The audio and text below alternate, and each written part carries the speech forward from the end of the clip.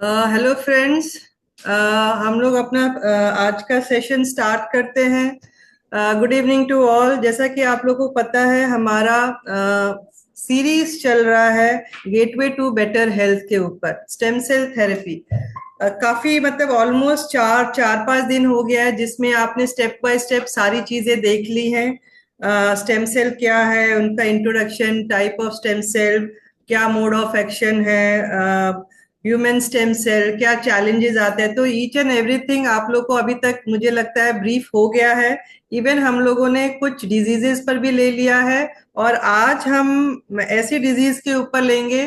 जैसे कि कहते हैं ना, मेन मैनेजर हमारा कौन है, हमारी बॉडी का मेन है हमारा ब्रेन। अगर ब्रेन में ही कुछ गड़बड़ होगा तो हमारा पूरा बॉडी, पूरा सिस्टम, पूरे ऑर्गन्स पर इफेक्ट करेगा। तो इसी के लिए आज का टॉपिक हम लोगों ने न्यूरोलॉजिकल डिसऑर्डर पर लिया है, कि उससे रिलेटेड जितने भी इश्यूज आते हैं, चाहे वो स्ट्रोक हो जाए, पैरालिसिस हो जाए, या फिर इवन माइग्रेन हो जाए। लोगों को हेडेक भी होता है, वो रीजंस बहुत सारे होते हैं। माइग्रेन होने के रीजंस होते हैं, इवन एज रिलेटेड एल्जाइमर्स होते हैं, डिमनीशिया होता है, बहुत सारे क्रिटिकल कंडीशन हो जाते हैं।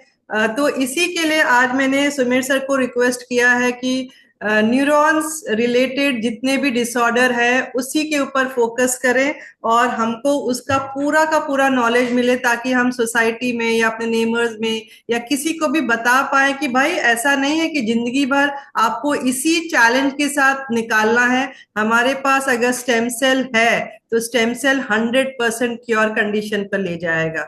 तो मैं चाहूंगी Sumer sir, welcome Sumer sir, आप आइए और हमको इसके बारे में डिटेल नॉलेज दीजिए कि किस तरीके से हम भी सेफ रहें और हमारे लोगों को भी जानकारी देकर उनको सेव करें। Welcome sir, welcome. Sumer sir. हाँ। हेलो। हाँ सर, आवाज आ रही है आपकी। आ रही है ना? हाँ जी, हाँ जी। शायद वीडियो नहीं दिख रहा है, अब दिखेगा। यस। हेलो। हाँ सर। आप सुन पा रहे हैं ना मैडम? 100% सर, 100%।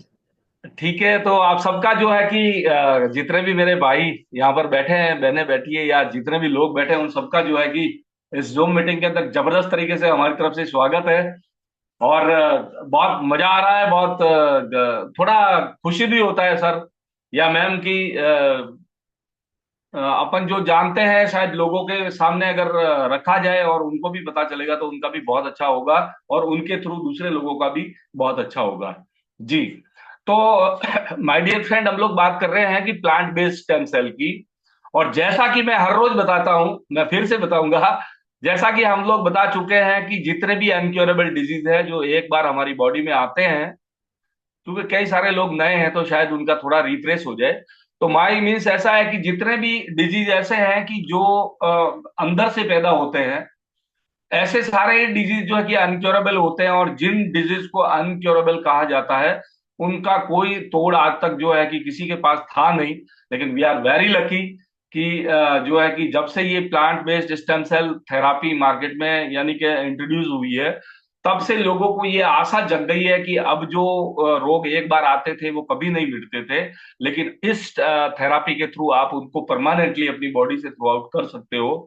और ये जो है कि वर्षों वर्ष हो चुके हैं सर, और बहुत ही अच्छा रिजल्ट दे रही है। और जिनको बीपी था उनको बीपी मिट गया, जिनको डायबिटीज था उनको मिट, मैं मिटने की बात कर रहा हूँ सर, कंट्रोल करने की बात नहीं कर रहा। जिनको चौथे स्टेज कैंसर में थे वो लोग ठीक हो गए। जिनकी किडनी चार चार डायलिसिस वीकली था उनको ट्रांसप्लांट करने की जरूरत नहीं पड़ी।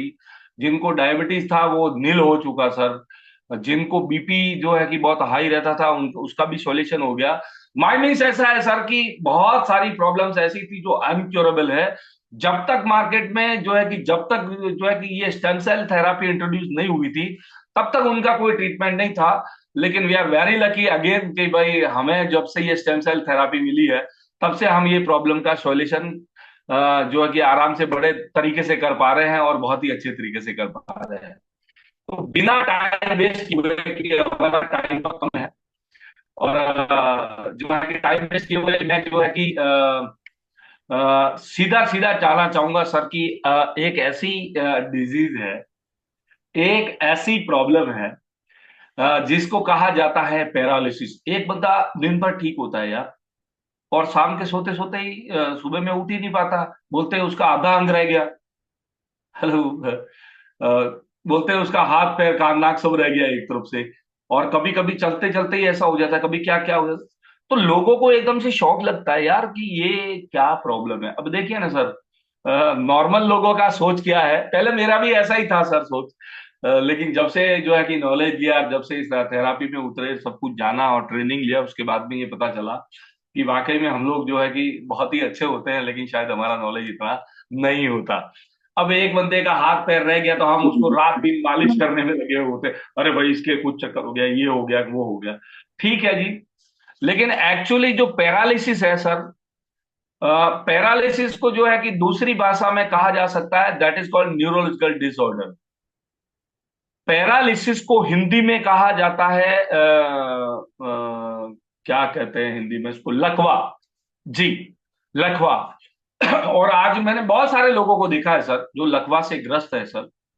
अब लकवा होने के बहुत सारे कारण हैं सर, और इतने सारे कारण हैं। हाइपर टेंशन, कभी कभी बंदा जोरदार से टेंशन ले लेता है तो उसकी वजह से हो जाता है हाइपर बीपी। बीपी जब बहुत सारा हाई हो जाता है तो उसकी वजह से पैरालिसिस में बंदा चला जाता है। बहुत सारे और भी कई सारे कारण होते हैं, लेकिन उस कारण के ऊपर हम लोग नहीं जा रहे हैं।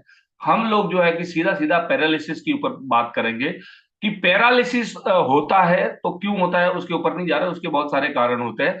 लेकिन ये इसमें मतलब कि सिम्टम्स क्या होते हैं, हमें कैसे पता चलेगा कि हमें पैरालिसिस हो चुका है। एक्चुअली क्या है सर, पैरालिसिस टू टाइप के होते हैं ये भी। एक पैरालिसिस वो होता है जिसमें ये हमारी बॉडी का जो हाफ पार्ट, यानी कि यहाँ ब्रेन से लेके नाक, मुंह, कान, नाक वगैरह, और ऐसे ऐसे करते हुए आधा पार्ट, यानी लेफ्ट और राइट, ये हमारी बॉडी के दो पार्ट हैं।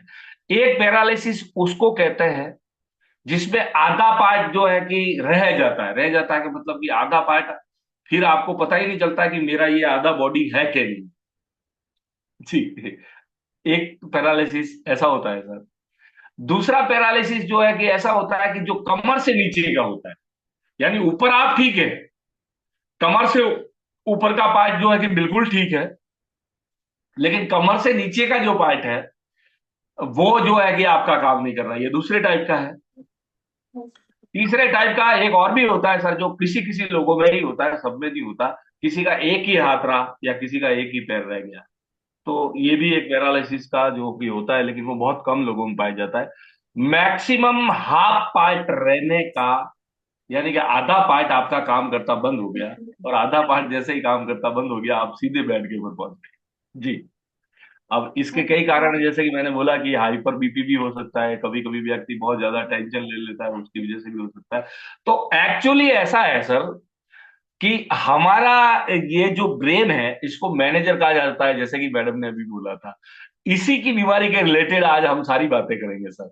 और बाकी सब बीमारियां जो है कि दूसरी तीसरी जो है कि लंबे समय तक चल सकती है, लेकिन ये जो है कि तुरंत इफेक्ट करता है सर। और कैसे करता है उसके ऊपर बात करते हैं। तो हमारे पास यहाँ एक लेफ्ट, ये लेफ्ट है और ये राइट है, ये दो ब्रेन होते हैं सर, हर किसी के अंदर दो ब्रेन है। और इनका जो है कि क्रॉस कनेक्शन होता है। तो इसका मतलब राइट साइड वाला जो ब्रेन है। और अल्लाह को छोड़ो, अगर तुम्हें लगता है जो तुमने किया वो सही था तो तुम्हारी हेलो। अम्मी तुम्हारे साथ हमें बात चली जाएगी, हेलो। लेकिन हो गई थी क्योंकि तो वो मैं ये जानती कह थी रहा कि था सर तुमने जो किया। कि हमारा जो है,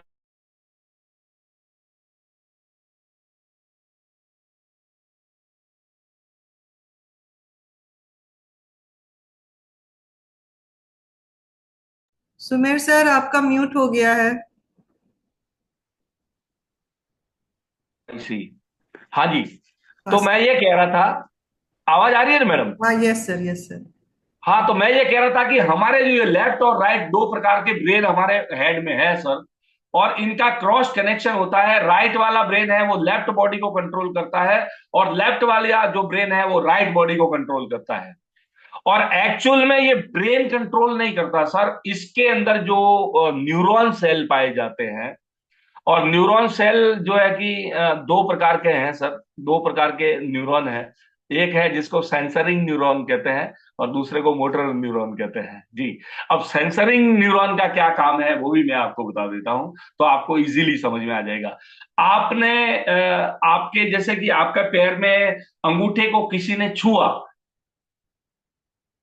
मेरी बात आप समझ पा रहे हैं, किसी ने छुआ तो आपको तुरंत पता चल गया कि किसी ने छुआ। तो ये पता चलने का एक सिस्टम है सर। वहां से छुआ तो सीधा ही सिग्नल आपके ब्रेन के पास आ गया थ्रू नर्वस सिस्टम, तंत्रिका तंत्र जिसको कहते हैं सर जी। हिंदी में उसको तंत्रिका तंत्र कहते हैं, इंग्लिश में नर्वस सिस्टम कहते हैं। तो वहां जैसे ही किसी ने हाथ लगाया आपके पैर के अंगूठे को, आपको तुरंत ब्रेन ने जो है कि उस सिग्नल को लिया, और सिग्नल को लेते ही ब्रेन ने उसको समझ लिया कि किसी ने छुआ। तो ये जो आपको पता चला इसको कहते हैं सेंसरिंग नर्व या फिर सेंसरिंग न्यूरॉन। मतलब कि आपका सेंसर कंप्लीट है, यानी कि सेंसरिंग नर्व ये तो कहलाते हैं सेंसरिंग नर्व या न्यूरॉन। सेकंड के जैसे ही किसी ने छुआ तो आपका पैर पैर अपने आप पीछे आ गया। आपने पैर को नहीं कहा था सर, कहा तो था, आपके ब्रेन ने कहा था, आपको नहीं पता है। ये बहुत फास्टली होता है सर पूरा का पूरा कार, लेकिन वो पैर ऑटोमेटिक पीछे आ गया। और ये जो एक्शन हुआ ना सर, ये जो एक्शन करवाया जाता है या जो कर रहा है, ये काम है मोटर न्यूरॉन का जी। तो ये दो प्रकार के न्यूरॉन हमारी जो है कि ब्रेन में पाए जाते हैं सर। और ये न्यूरॉन सेल जो है कि इस तरीके से अपनी पूरी बॉडी को कंट्रोल करते हैं। बाकी सारी बातें भी हम करेंगे कि याददाश्त कौन रखता है, फिर जो है कि विचार करने का काम कौन करता है, विश्लेषण कौन करता है, वो भी सब ब्रेन ही करता है, न्यूरॉन ही करता है, लेकिन उसका अलग अलग पार्ट होता है। इसलिए हमें डॉक्टर बनने की जरूरत नहीं है, लेकिन बड़े बड़े तौर पे हमें समझ लेने की जरूरत है जी। अब सर मैं आपको फिर, क्योंकि मैं एक ही टेक्निक रखता हूं सर, मैं बार बार उस टेक्निक को बदलूंगा नहीं, क्योंकि बदलूंगा तो आपको समझ में नहीं आएगा। मैं आपको फिर कह रहा हूं कि आपके ब्रेन में मान लीजिए कि 1,000 न्यूरॉन सेल है। न्यूरॉन सेल का काम क्या है? बॉडी को कंट्रोल करना, सिग्नल को लेना देना, आचार विचार समझना, बुद्धि दौड़ाना, यानी कि बॉडी को पूरी को कंट्रोल करना, किस चीज की कहाँ पर क्या जरूरत है, कहाँ पर डेफिशिएंसी है, वो सब पता रखना, याददाश्त रखना, वगैरह वगैरह, वो सारे काम उसके हैं सर ब्रेन के। तो ब्रेन में जो है कि दो प्रकार के, जैसे कि मैंने बोला कि सेंसरिंग न्यूरॉन और फिर मोटर न्यूरॉन। तो अब किसी कारणवश से देखिए 1,000 न्यूरॉन थे, उसमें से क्या हुआ कि 500 डेड हो गए। अब डेड होने के बहुत सारे कारण है, जैसे मैंने बोला हाइपर बीपी हो गया तो साला स्ट्रोक आ गया, स्ट्रोक पे भी बात करेंगे भी हम जी। और हो सकता है कि जो है कि और भी कई सारे कारण रहे हो, उसके ऊपर अपन नहीं जा रहे जी। तो 500 अगर डैमेज हो गया तो अब सीधी सी बात है कि बाकी के जो 500 रहे हैं उनसे जो है कि जल्दी से पता नहीं, यानी कि आपका सेंसर न्यूरॉन डैमेज हुआ है तो फिर सेंसरिंग का आपको पता नहीं चलेगा सर। अब आपको कैसे पता चले कि भाई कोई पेशेंट बैठा है तो उसका सेंसर न्यूरॉन काम कर रहा है कि नहीं कर रहा है, या मोटर न्यूरॉन काम नहीं कर रहा है? तो इसका मैं बढ़िया सा तरीका बताता हूँ। कोई भी अगर पैरालिसिस में बंदा बैठा है सर, तो उसको जाके हाथ मिलाइए, उसको बोलिए सर हाथ मिलाइए, हाथ मिलाते ही उसके हाथ में यूं यूं कीजिए, उसको बोला सर आपको कुछ पता चल रहा है, तो कहा हाँ सर मुझे पता चल रहा है, इट मीन उसका सेंसर नर्व काम कर रहा है जी। और फिर हाथ बोले सर कि मेरा हाथ को थोड़ा दबाइए यूं, अगर वो नहीं दबा पा रहा है इट मीन ये हुआ कि उसका मोटर न्यूरॉन काम नहीं कर रहा है जी, यानी कि दो में से एक या फिर किसी के दोनों ही नहीं काम करते जी। तो अब आप समझिए सर कि जब सेंसरिंग और मोटर न्यूरॉन काम नहीं कर रहे हैं तो सेंसर का आना, यानी कि सिग्नल को वो प्राप्त ही नहीं कर पाएगा। अब आपके पैर को पकड़ के कोई मरोड़ रहा है, कि कोई कांटा चुभा रहा है, कि कोई काट रहा है, तो भी उसको पता नहीं चलेगा, क्योंकि सेंसर ही नहीं आ रहा है, सिग्नल नहीं है। क्योंकि सिग्नल तो कदाच आ रहा है, लेकिन जो सिग्नल को ग्रहण कर, सर आपको कोई फोन कर रहा है लेकिन फोन उठाने वाला ही कोई नहीं है तो फोन पे बात कैसे होगी जी। जी, तो ऐसा ही कुछ इस बॉडी में है सर। तो जो है कि नहीं हो रहा है, मतलब कि सिग्नल नहीं आ रहा है, सिग्नल नहीं आ रहा है, यानी कि ब्रेन को पता ही नहीं चल रहा है कि किसी ने आपके पैर को छुआ, और पता नहीं चल रहा है तो फिर वो पैर वहां से हटेगा या मोटर कुछ करेगा, ऐसा भी कुछ होता नहीं है। इस कंडीशन को क्या कहा जाए, या फिर पता चल रहा है तो बहुत ज्यादा आप कुछ करेंगे तो पता चल रहा है, मीन्स ये हुआ कि न्यूरॉन सेल डैमेज हो चुके हैं सर। अब उसमें से और थोड़ा होता है और थोड़ा होता है, धीरे धीरे कैसा होता है कि पूरी आधी बॉडी आपकी है कि नहीं आपको पता ही नहीं, क्योंकि न तो सेंसर है न न्यूरॉन है, मतलब कि न तो सेंसरिंग है न ही मोटर है, दोनों ही कुछ है ही नहीं सर। इसी कंडीशन को जो है कि आप पैरालिसिस कह सकते हैं, जिसमें हाफ बॉडी रहती है सर। दूसरे तरफ की बॉडी ठीक है लेकिन इस तरफ की नहीं है, इस तरफ की ठीक है तो फिर इस तरफ की ठीक नहीं है। इसको लकवा कहा जा सकता है। अब इसमें आप चाहे कितना ही फिजियोथेरेपी का उपयोग कर लीजिए, चाहे कितना ही कुछ कर लीजिए, लेकिन हाँ, फिजियोथेरेपी का फायदा होता है सर। कहाँ होता है वो भी मैं आपको बताऊंगा। लेकिन आप कितना भी कर लीजिए, लेकिन सर क्या वो पैरालिसिस में से बंदा निकल जाएगा? नहीं। एक साधारण सा व्यक्ति भी समझ सकता है कि ये प्रॉब्लम क्यों आई, ड्यू टू न्यूरॉन डैमेज। जी, ये प्रॉब्लम इसलिए आई है कि हमारे न्यूरॉन सेल जो है कि डैमेज हो चुके हैं।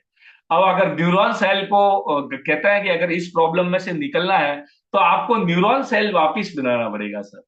क्योंकि न्यूरॉन सेल अगर वापिस बन जाते हैं और वापिस एक्टिवेटेड हो जाते हैं, तो सेंसरिंग भी आना शुरू होगा और मोटर भी आना शुरू होगा। जी, अब आपको मैं पिछले 5 दिन से ये चिल्ला चिल्ला के कह रहा हूं कि न्यूरॉन सेल क्या है सर।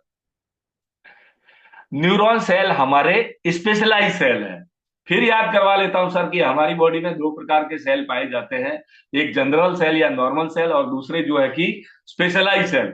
तो जनरल सेल रोज पैदा होते हैं और मरते हैं और हर जगह मिलते हैं, लेकिन स्पेशलाइज सेल हर जगह नहीं मिलते, स्पेशली स्पेसिफिक ऑर्गन में ही मिलते हैं, उसी के लिए काम करते हैं। और उनकी खासियत यह है कि एक बार अगर वो डैमेज हो जाए तो फिर वो दोबारा कभी से बनते ही नहीं या एक्टिवेटेड होते ही नहीं।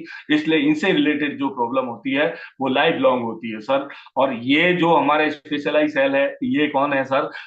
ये न्यूरॉन सेल जो है कि स्पेशलाइज सेल होते हैं। और न्यूरॉन सेल के नाम से ही हमारे ब्रेन के जो स्पेशलिस्ट होते हैं उनका नाम भी न्यूरोलॉजिस्ट ही होता है सर। जी, ये उन्हीं की स्पेशलिटी है सर। तो एक बात तो समझ में आ गई सर कि अगर पैरालिसिस में से अगर हमें वापस निकलना है तो सीधी सी बात है कि न्यूरॉन सेल को वापस हमें जो है कि एक्टिवेट करना पड़ेगा या नए न्यूरॉन सेल बनाने पड़ेंगे, तो हम इस प्रॉब्लम में से निकल सकते हैं। अदरवाइज कभी नहीं निकल सकते। आप चाहे कितनी फिजियो करवा लीजिए, चाहे कुछ भी कर लीजिए सर, लेकिन नहीं निकलेंगे। जी, हम पिछले 4 दिन 5 दिनों से ये जान रहे हैं और समझ रहे हैं कि अगर स्पेशलाइज सेल यानी न्यूरॉन सेल को वापस बनाना हो तो हमें क्या चाहिए होता है? Mother cell. और मदर सेल का दूसरा नाम क्या है? Stem cell. यानी कि अगर आपके पास स्टेम सेल है, मदर सेल है, तो आप दोबारा से न्यूरॉन बना सकते हो। और आपके और हमारे पास में जो एसेंस केयर नाम की जो प्रोडक्ट है वो क्या है? वो live active plant stem cell है सर। जी, तो इस प्रोडक्ट को आप जैसे ही लेते हो, मोड ऑफ एक्शन समझ लीजिएगा, ये टंग के नीचे रखेंगे, ये सीधा थैलेमस से अटैच है, ये ब्रेन यानी कि ब्रेन में जाएगा। और ब्रेन में जैसे ही यहाँ जाता है तो ब्रेन को पता है कि इसकी जरूरत कहाँ है, तो ब्रेन यानी कि ब्लड के उसके साथ सारे ब्लड वेसल्स लगे हैं और ब्लड जो है कि ब्रेन तक भी जाता है। और वहां पर जब जाता है तो वहां पर ऑलरेडी हमारे पास स्टेम सेल है। कौन से है सर? डॉर्मेंट है। मैंने आपको बताया कि हमारे पास स्टेम सेल है, लेकिन कैसे होते हैं? डॉर्मेंट ऑलरेडी है, लेकिन डॉर्मेंट है यानी कि इनएक्टिव है। तो ये स्टेम सेल जाके ब्रेन में जो है कि जो डॉर्मेंट स्टेम सेल है उसको जो है कि रिचार्ज करेगा, यानी कि थ्रू एपिजेनेटिक फैक्टर अपना डीएनए और न्यूक्लियस उसमें ट्रांसफॉर्म करके उसको एक्टिवेटेड करेगा। और जैसे ही वो स्टेम सेल एक्टिव होता है, ह्यूमन स्टेम सेल, वो सीधा न्यूरॉन में कन्वर्ट होगा सर। और न्यूरॉन में जैसे ही कन्वर्ट होता है तो न्यूरॉन का काम क्या है सर? कि उससे रिलेटेड काम है वो काम होना शुरू होगा। जैसे जैसे आपके न्यूरॉन बनते जाएंगे वैसे वैसे आपको सेंसर आना शुरू होगा। जैसे जैसे आपके न्यूरॉन बनते जाएंगे आपको मोटर आना शुरू होगा सर। और धीरे धीरे धीरे धीरे धीरे धीरे धीरे जब आपके ब्रेन में जितनी कैपेसिटी में न्यूरॉन चाहिए, वो सारे के सारे हेल्दी न्यूरॉन अगर दोबारा से पैदा होकर अपना काम शुरू कर देंगे, तो आपको जो है कि सेंसरिंग कंप्लीट आ गया और आपको जो है कि एक्शन यानी कि मोटर और भी कंप्लीट आपका हो चुका है। इट मीन्स कि आप जो है कि पैरालिसिस से बाहर आ गए। अगर आपको पता चलने लगा कि ये मेरी बॉडी है और इसको एक्शन में आने लगे तो आप जो है कि पैरालिसिस से बाहर आ गए। ये कर सकता है और वो कर सकता है और वो कर सकता है और ये एसेंस केयर कर ही सकता है सर। ये हो जाता है, ये पक्का है सर। लेकिन इसके लिए भी मैं आपको ये बोल रहा हूं कि पैरालिसिस के भी जितने भी पेशेंट है सर, बाकी यहां वहां था भागने से कोई कुछ होने वाला नहीं है सर। जब तक न्यूरॉन दोबारा से वापस एक्टिवेटेड नहीं होंगे तब तक ये पैरालिसिस में से बाहर नहीं आएगा। हाँ, लेकिन पैरालिसिस के देखिए, इसमें थोड़ा पेशेंस आपको रखना पड़ेगा, जैसा कि मैं आपको बोल रहा हूं। आप इस बात को समझ लीजिए कि जिस थेरापी के ऊपर आप कर रहे हैं वो थेरापी ऐसी है कि जो कोई नहीं मिटाता उसको ये मिटा देती है। जब कभी ठीक नहीं होने वाले होते हैं वो यहां से ठीक हो रहे हैं, तो थोड़ा वक्त तो लगेगा मेरे भाई, क्योंकि 90 दिन में एक सेल की साइकिल को पूरा होने में टाइम लगता है। लोग पेशेंस नहीं रख पाते, इसलिए सोचते हैं अरे मैं तो 1 महीना लिया यार, अभी मेरे को तो कुछ पता ही नहीं चल रहा है। नहीं चल रहा है तो छोड़ दे, और छोड़ देगा तो क्या होगा, जिंदगी पर बिस्तर के ऊपर। फिर तो पानी पेशाब भी कोई दूसरा ही करवाएंगे। देखे हैं हमने बहुत सारे पेशेंट ऐसे। जी। कहता है नहीं सर कि देखा है हमने भी जिंदगी को, बात कुछ बनती नहीं मेरे भाई, सिर्फ नसीब से। होते नहीं अरमान कभी भी पूरे खोखले इरादों से, और चलती नहीं ये जिंदगी कभी मरे हुए वादों से। कामयाबी पाना है तो इतना आसान नहीं कामयाबी पाना, यानी पानी में आग लगाना, और पानी में आग आसानी से लगती नहीं। और देखे हैं मैंने ऐसे लोग जो चल तो रहे हैं लेकिन उनमें भी जान नहीं। करना चाहते हो चमत्कार तो आती जाती श्वासों में उत्साह का प्रवाह लाना होगा। और परिस्थिति चाहे कितनी ही प्रतिकूल हो, अपने इस दृष्टिकोण को मजबूत बनाना होगा, क्योंकि जिनको भरोसा है कि मैं ठीक हो जाऊंगा वो हो जाएगा सर, और हो गया है। जी। थोड़ा बिलीव रखना पड़ेगा सर, थोड़ा बिलीव रखना पड़ेगा। जिस पेशेंट देखिए डायलिसिस, सॉरी, ये अपने जो पैरालिसिस के जो पेशेंट है सर, कई सारे पेशेंट यहाँ पर है। अभी टेस्टिमोनीज में कल परसों बुलवाएंगे सर हम, कुछ लोग बोलेंगे, मैडम बताएंगे लास्ट में आपको। तो कई सारे ऐसे लोग हैं कि जो कभी नहीं चल पा रहे थे सर, 8 साल से 10 साल से नहीं चल पा रहे थे, वो दौड़ते हो गए हैं सर। बाकी केओ ने चूल्हा फूका सब करवाया, पता नहीं कौन कौन कारीगर से जाके फूक मार के ठीक करता है, पता नहीं कोई क्या पाउडर दे के ठीक करता है, लेकिन नहीं हो पाए सर। और हो भी गए तो थोड़ा दिन के लिए, 1-2 दिन के लिए, फिर वापिस वही। लेकिन आपको जो ये स्टेम सेल थेरापी है सर, परमानेंटली उसमें से बाहर निकाल देगी सर, इसमें कोई सवाल पैदा नहीं है। कितना डोज लेना है और कैसे लेना है और कितने समय तक लेना है, समय तो मैं आपको बता ही रहा हूं, आपको थोड़ा जो है कि पेशेंस रखना ही पड़ेगा सर। और आप इसको लेने के बाद में दूसरा कोई तरीका भी नहीं है सर, मैं आपको सीधा ही बता रहा हूं। लेकिन एक बात और ध्यान रखना सर, कि जितने भी पैरालिसिस के पेशेंट है, तो प्लीज जो है कि वो जो है कि अगर उनके आजू बाजू कोई फिजियोथेरापी वाला है तो उसका भी थोड़ा सहयोग ले। क्यों सहयोग ले, जैसे मैं आपको बताता हूँ। देखिए सर, किसी का ये हाथ फ्रैक्चर हो गया होता है, तो उसमें अगर कोई ऑपरेट होता है, डॉक्टर इसको ऐसे बांध लेता है ना, यूं गले में लटका के। तो महीने 2 महीने ये ऐसे ही बंधा रहता है, तो वो हाथ तो जुड़ गया होता है। लेकिन जब जब वो ठीक हो गया तो उसको यूं कर लंबा करने जाता है तो होता नहीं है जी।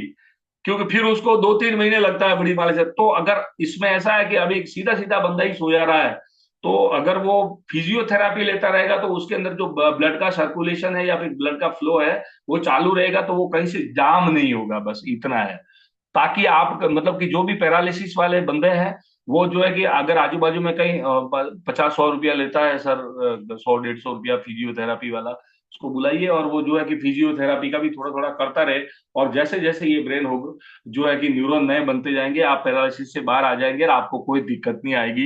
ये मेरी तरफ से सलाह है आप लोगों को, और आप जरूर कर सकते हैं। और कितना डोज लेना है, कितने समय तक लेना है, ये आपको जो है कि आपको जिसने भी यहाँ पर बिठाया है वो आपको जरूर बता देगा सर। सेकेंड टाइप जो है कि फटाफट लेते हैं सर। सेकेंड टाइप है, वो है कमर से नीचे का पार्ट। कई लोगों को आपने देखा होगा सर, कि जिनका कमर से ऊपर का पार्ट तो ठीक है सब, लेकिन उसके नीचे उसको पता ही नहीं चल रहा। वो भी बेड रेस्ट ही होता है सर। ये कमर से नीचे वाले जो पैरालिसिस वाले होते हैं, ये अक्सर एक्सीडेंट केस होते हैं सर जी।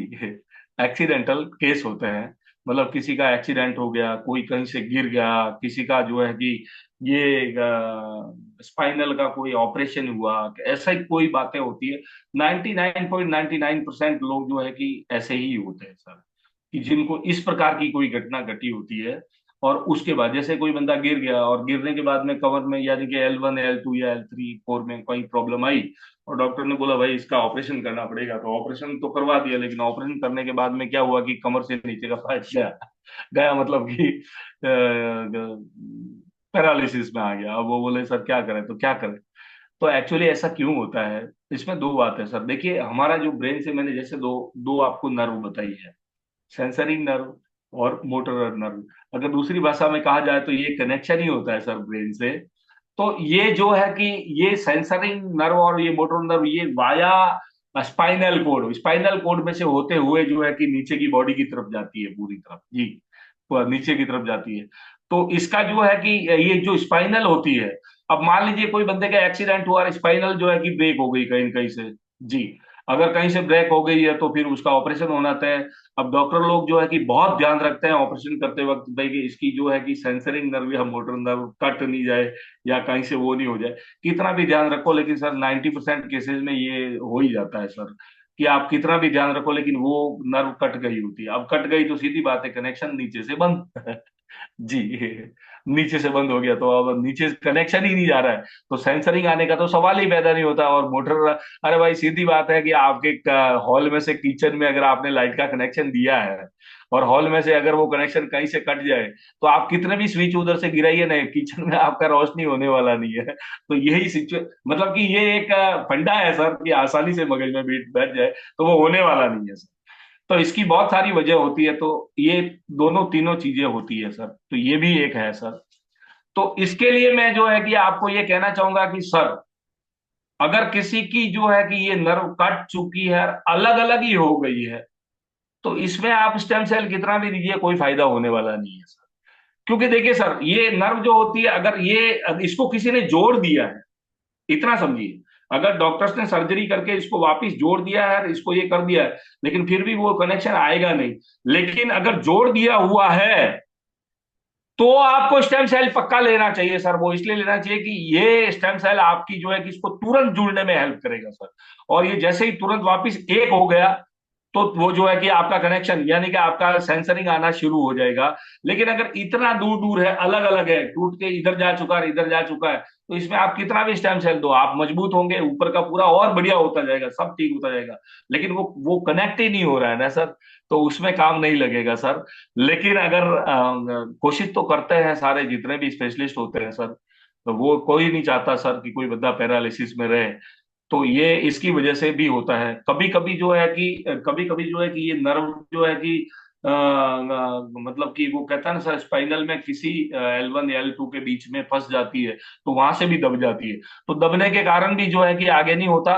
तो सर अगर दब गई है तो अगर आपने ऑपरेट करवा दिया है तो आप तुरंत स्टेम सेल लेने का शुरू कीजिए सर। मैं गारंटी के साथ कह सकता हूं, मैं फिर कह रहा हूं सर, कि अगर आपकी नर्व दबी हुई है, जी, कहते हैं ना L1 L2 L3 के बीच में कहीं ना कहीं थोड़ी सी दब गई है, और दब गई है, आपने अगर ऑपरेट करवा लिया है, और ऑपरेट करवा लिया है तो सर आपको तुरंत तुरंत और ये स्टेम सेल लेने का शुरू करना चाहिए। 6 महीने के अंदर आप दौड़ते हो जाएंगे सर, पक्की बात है जी।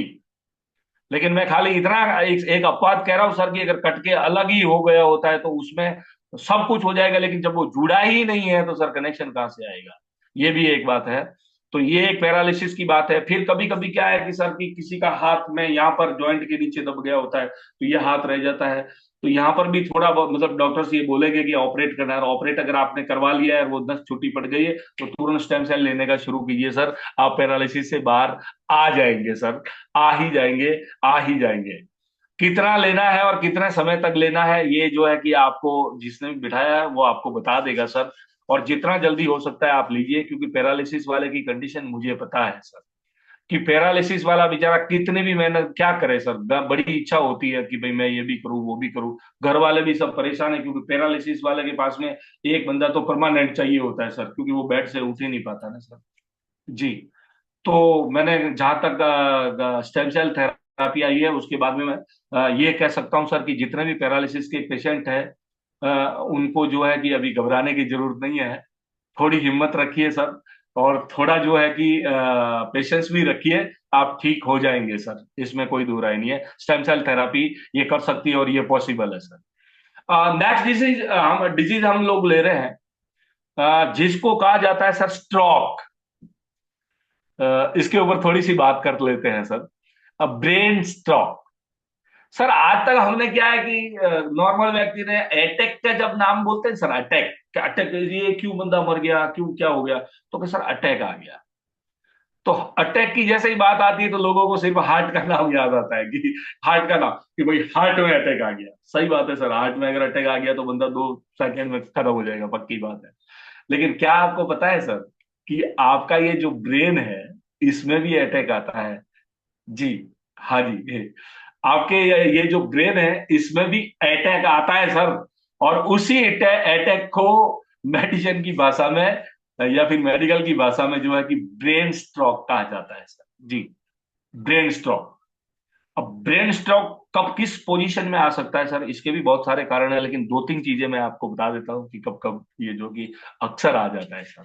जो लोग हाइपर बीपी के शिकार हैं सर, हाइपर बीपी यानी कि जिनका बीपी हमेशा बहुत ज्यादा रहता है सर, तो उनको जो है कि ब्रेन स्ट्रोक आने की संभावना, क्योंकि अगर हार्ट अटैक नहीं आए तो ब्रेन स्ट्रोक आ सकता है सर। जी जी। तो ये हार्ट अटैक और ब्रेन स्ट्रोक, ये दोनों ही स्ट्रोक की जो है कि संभावना पूरी बनी रहती है सर। जी। या फिर जो है कि थोड़ा मतलब कि कमजोर दिल वाला व्यक्ति हो और उसको कोई जो है कि ऐसी सूचना एकदम से सुना दी जाए तो भी स्ट्रोक आ सकता है। या फिर बहुत ज्यादा टेंशन ले ली हो। टेंशन भी कई प्रकार की होती है सर। कभी कभी देखिए दुनिया में सारा टेंशन के सिवाय है भी क्या है सर। आप बाजार में निकलेंगे, कहता है ना कि कोई तन दुखी तो कोई मन दुखी तो कोई दंड बिन फिरे उदास।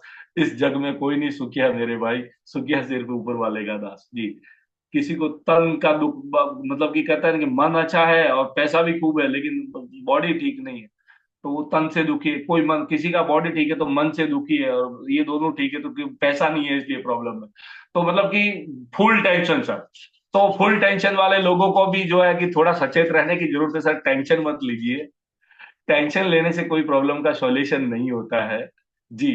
टेंशन लेने का कोई मतलब उससे कोई प्रॉब्लम का सॉल्यूशन नहीं होता है। एक बंदे को रात भर नींद नहीं आती है, यार मेरे को तो अब ये करना है वो करना, फुल टेंशन लेके इधर से उधर पलटी मारता रहा, सुबह उठ के देखा तो क्या आपकी प्रॉब्लम सॉल्व होगी? नहीं।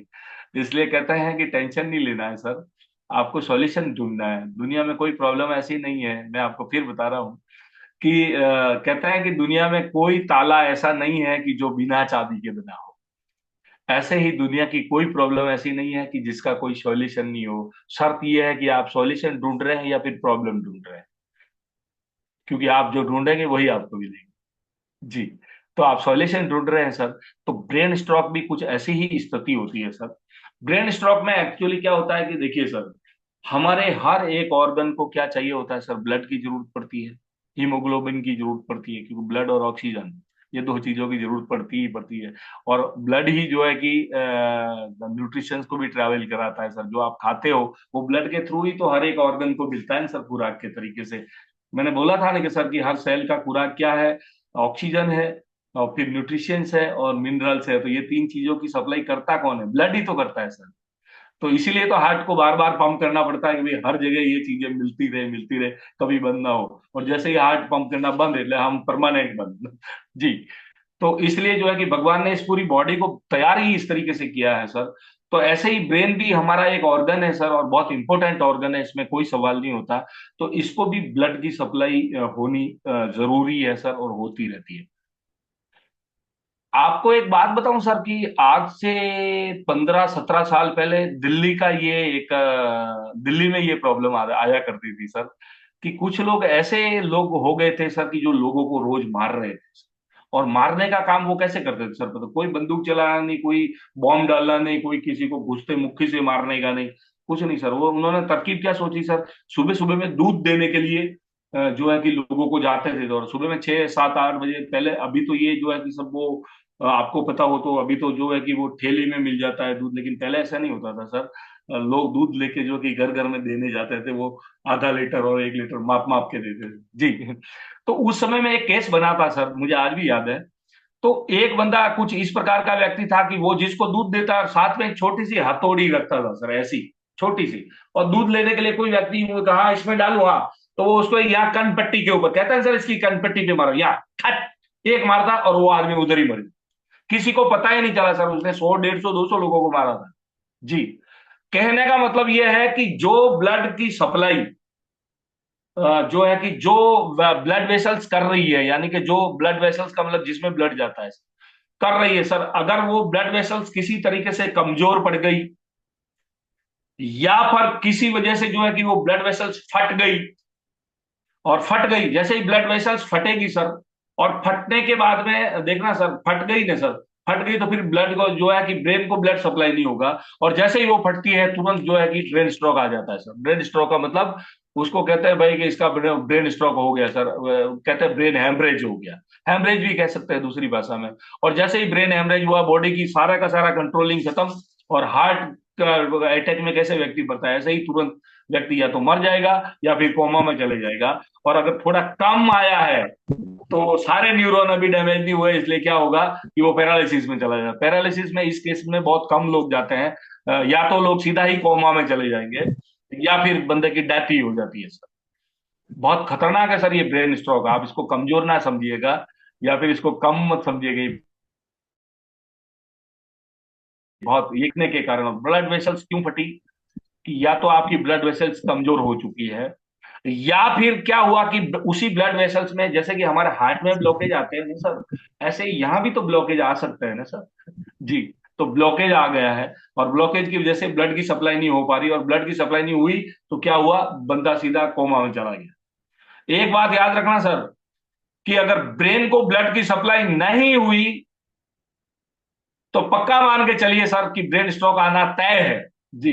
और तय में हो सकता है कि बंदा या तो कोमा में, 90% केसेज में बंदा कोमा में चला जाता है, और 10% यानी 9% केसेज में बंदे की डेथ हो जाती है, और सिर्फ 1% केसेज में बंदा पैरालिसिस में होता है सर। बाकी ये हो जाता है सर। मैंने फिर कहा सर कि ये क्यों हुआ, कि ब्लड वेसल्स में जो है कि या तो ब्लॉकेज आ गया या फिर ब्लड वेसल्स फट गई।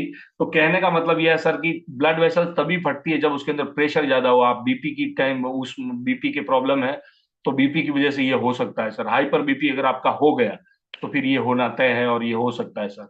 तो मैं आपको कह रहा हूं सर कि ये ब्रेन स्ट्रोक के अंदर हमारा स्टेम सेल भगवान साबित होता है सर।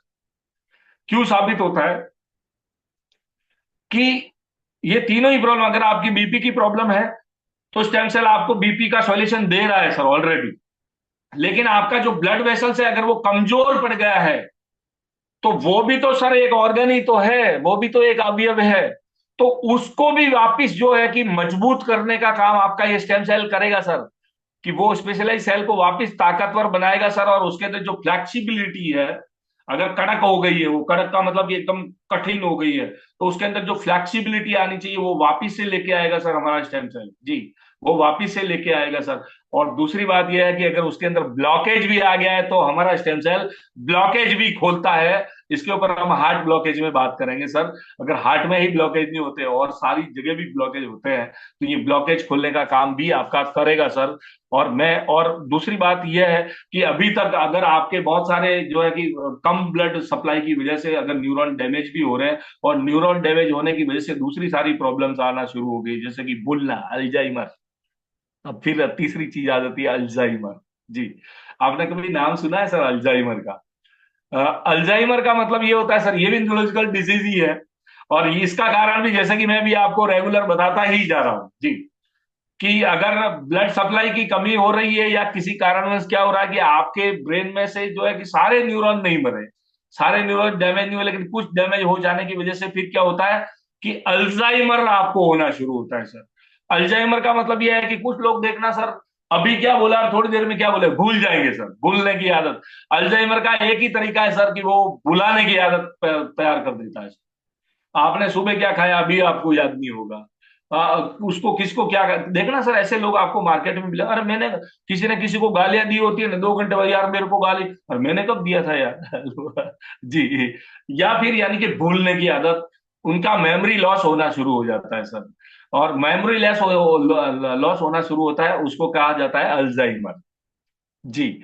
और ये भी ब्रेन का एक पार्ट ही है सर। और ब्रेन के जो है कि सेल्स जब डैमेज होने लग जाते हैं और ज्यादा करके डैमेज होते हैं सर, या फिर डैमेज होने की वजह मैंने आपको बता दी है, जिससे आपका अल्जाइमर शुरू हो जाएगा सर। और जिसको अल्जाइमर हो गया है सर, या जिसको याद नहीं रह रहा, मेरे को बहुत सारा, आज सुबह ही एक मैडम से बात हुआ, बोलता है सर मुझे ज्यादा याद नहीं रह रहा। मैं आपको टेंशन नहीं दूंगा, आप ठीक हो जाएंगे, खाली आप इसको लेना शुरू कीजिए। क्योंकि अगर उनको ये बताया जाए ना सर कि भाई आपके ब्रेन में अल्जाइमर नाम का प्रॉब्लम शुरू हुआ है, क्योंकि भूलना अगर शुरू हो रहे हैं ना सर आप, तो समझ लो कि आपको अल्जाइमर होना शुरू होने लगा है सर। अगर उसको आपने केयर नहीं किया ना सर, तो आगे चल के ये बहुत बड़ी प्रॉब्लम क्रिएट करेगा सर। तो इसलिए जो है कि यहाँ पर जो है कि या दोनों ही परिस्थिति में आपको ये अपना जो एसेंस केयर नाम का जो प्लांट बेस्ड स्टेम सेल है सर, 100% काम करेगा सर, और बहुत ही जबरदस्त तरीके से काम करेगा सर। क्योंकि जो न्यूरॉन आपके डैमेज हो रहे हैं ना सर, वो वापिस से, सीधी बात है सर, आप अगर बेसिक समझ गए हैं तो आपको क्लियर हो जाएगा सर। बेसिक ये समझ गए हैं कि हमारे न्यूरॉन के डैमेज की वजह से ही ये प्रॉब्लम क्रिएट हुई है, और न्यूरॉन अगर दोबारा बनाना है तो आपको मदर सेल चाहिए, और आपके और हमारे पास मदर सेल ही है। तो इससे रिलेटेड और भी जो है यही है, और इसको कितना और कितने समय तक लेना है वो भी आपको जिसने बिठाया वो जरूर बताएगा। लेकिन मैं इतना आपको बता सकता हूं सर कि आपको ये स्टेम सेल थेरापी लेने से जो है कि आपका ये भूलने वाला जो रवैया है, ये भूलने वाला रवैया, अगर आपने इसके ऊपर ध्यान नहीं दिया ना सर, तो ये आगे चल के बहुत खतरनाक सिद्ध होगा। लेकिन अगर आपको इस तरीके की कोई प्रॉब्लम है तो आपको जो है कि तुरंत स्टेम सेल शुरू करना चाहिए सर, क्योंकि आपको अल्जाइमर हो सकता है जी, या तो हो गया है या फिर हो सकता है। तो ये भी इसकी वजह है। तो इसमें भी जो है कि स्टेम सेल थेरापी बहुत ही जबरदस्त तरीके से काम करती है।